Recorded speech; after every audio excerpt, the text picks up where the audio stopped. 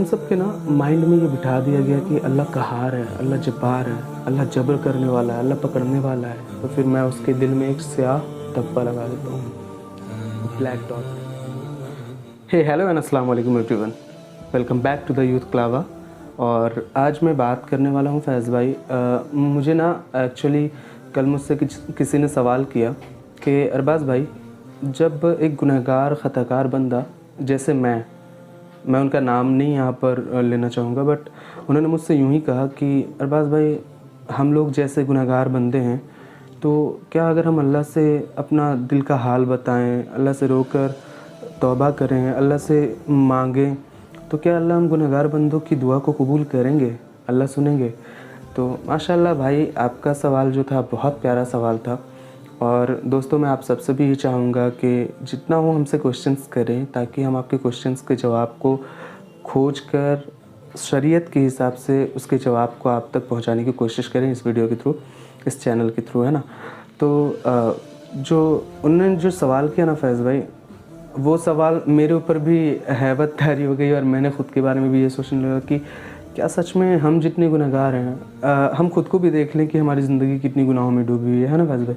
तो मुझे भी ये सवाल पैदा होने लगा मेरे दिल में कि अरबाज़, जिस तरह तू गुनहगार है, ख़ताकार है, तो क्या अल्लाह तबारक व तआला तेरी दुआओं को सुनते भी हैं?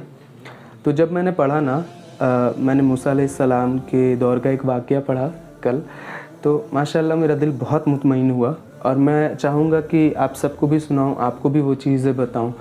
तो अल्लाह तबारक व तआला का क्या रवैया होता है जब एक गुनहगार बंदा अपनी फ़रियाद लेकर, अपने दिल का दर्द लेकर अल्लाह की बारगाह में जाता है एंड कहता है दैट अल्लाह, मुझसे गलती हो गई, मुझे माफ़ कर दें, मेरे गुनाहों को बख्श दें, आप रहीम हैं। तो अल्लाह तबारक व तआला का क्या जवाब आता है, मैं ये एक स्टोरी से आपको बताना चाहूँगा। मूसा अलैहिस्सलाम के दौर में ना एक बहुत गुनहगार बंदा हुआ करता था, है ना। उनकी गुनाह की इंतहा कुछ इस कदर की थी कि मैं बस इतना कहना चाहूँगा कि उनके जो ज़िंदगी जो उनकी गुज़री ना, गुनाहों के दलदल में डूबकर ही गुज़री। कोई एक गुनाह बाकी नहीं था जो उन्होंने नहीं किया। वो ज़ानी था, वो शराबी था, वो जुआ खेलने वाला था, वो झूठ बोलने वाला था, वो फितना फैलाने वाला था, वो बेनमाज़ी था, वो बदआमाल तरीके का इंसान था। मीन्स हर गुनाह उसके अंदर मौजूद थे।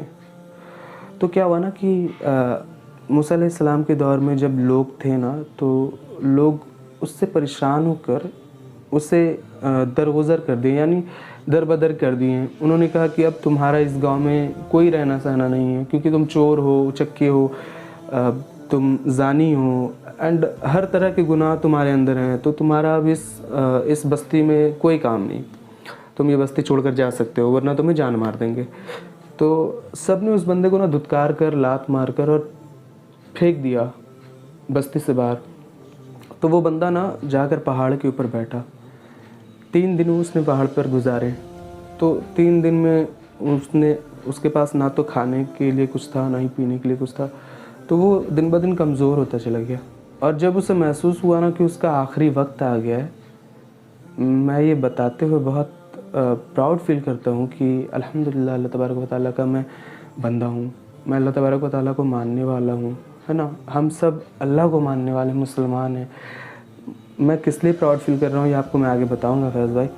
तो उसने ना जब अपने आखिरी वक्त में उसने अपनी दाईं ओर देखा ना, तो उसे कोई नहीं नज़र आया। फिर अपनी बाईं ओर देखा ना, तो उसे कोई नहीं नज़र आया।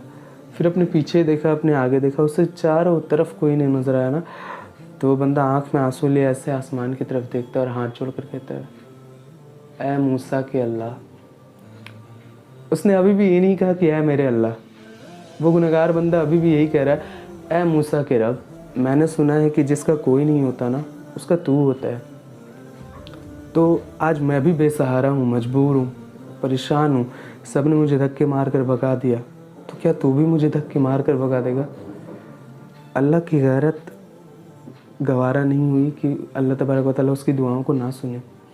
अल्लाह तबारक व तआला उनकी दुआओं को सुनकर और उनके तमाम गुनाहों से उनको बरी कर, उनकी जब मौत हुई ना, तो अल्लाह ताला मूसा अलैहिस्सलाम के ऊपर चूँकि वही आती थी, मूसा अलैहिस्सलाम अल्लाह से बातें करते थे, तो अल्लाह तबारक व तआला ने मूसा अलैहिस्सलाम को कहा कि ए मूसा, फ़लाँ पहाड़ पर ना मेरा एक वली का मतलब होता है दोस्त, है ना।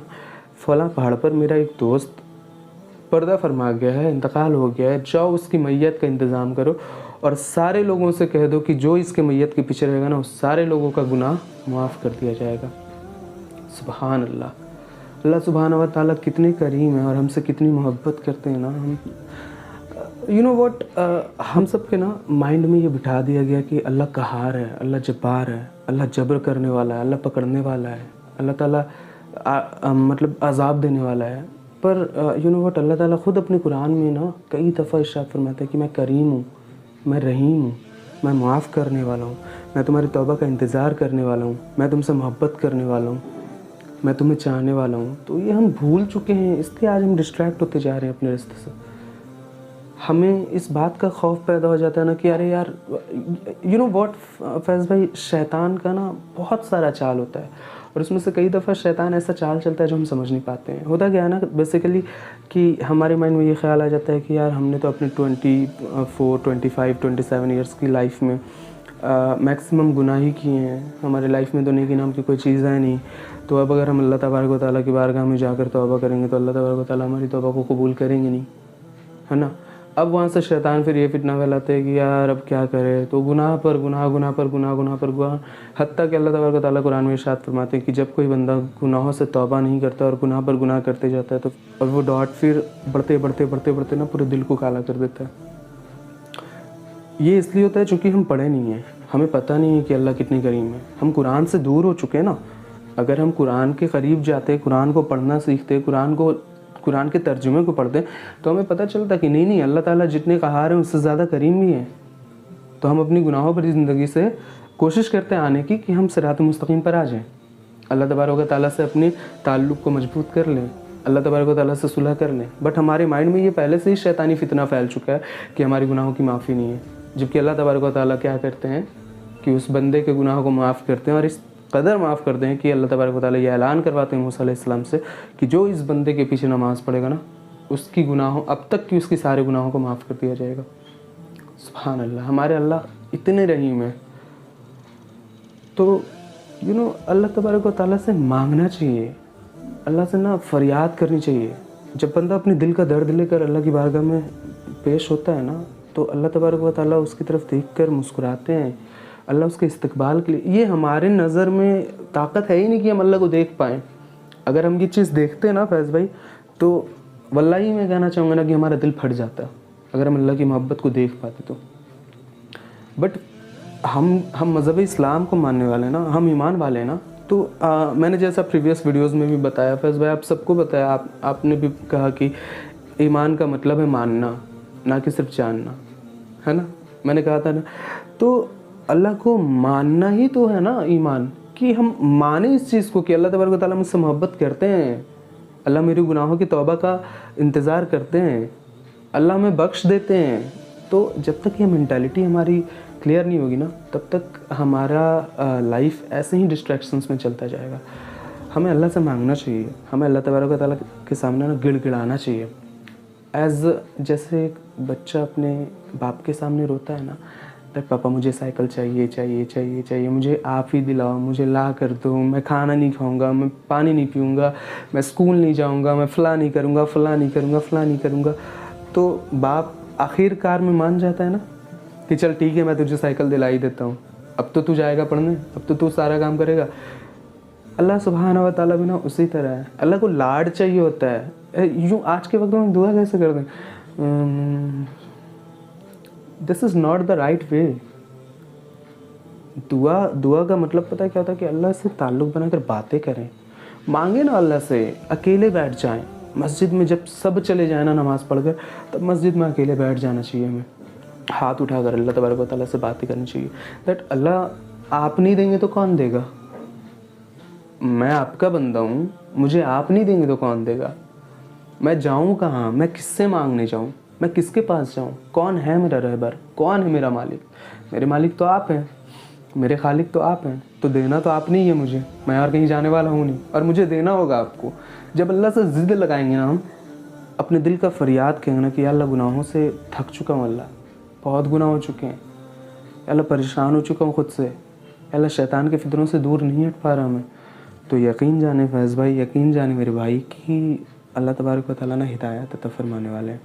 अल्लाह हिदायत देंगे, अल्लाह तबारक व तआला फ़रिश्ते को नुज़ूल करेंगे कि जाओ मेरे इस बंदे की मदद करो, क्योंकि ये शिद्दत से अपने गुनाहों से तौबा चाहता है, ये शिद्दत से चाहता है कि मैं इसकी मदद करूं। तो जब हम शिद्दत से चाहेंगे ना कि मेरी अल्लाह मदद करे, तो अल्लाह तबारक व तआला की मदद आती है। वो जो बंदा गुनहगार बंदा था ना, उसने बस एक शिद्दत से ही आवाज़ लगाई थी कि ए अल्लाह, ए मूसा के अल्लाह, मैंने तो सुना है कि जिसका कोई नहीं होता उसका तू होता है, तो क्या आज तू भी मेरा नहीं होगा, तू भी मुझे दरगुजर कर देगा। तो हमने ऐसा ईमान बनाना है अपना कि अल्लाह तबारक व तआला से ना दिल खोल कर मांगना है, अपने दिल की सारी तड़प को ना अल्लाह के सामने फरियाद कर देना है। तब अल्लाह तबारक व तआला से ये उम्मीद भी रखना कि अल्लाह तबारक व तआला हमारी इन दुआओं को सुनेंगे। अल्लाह तबारक व तआला विल फुलफिल आवर ऑल दुआज़, है ना। तो हमें चाहिए कि हम सबको इस तरीके से अपनी ज़िंदगी को अमल पैरा करना चाहिए।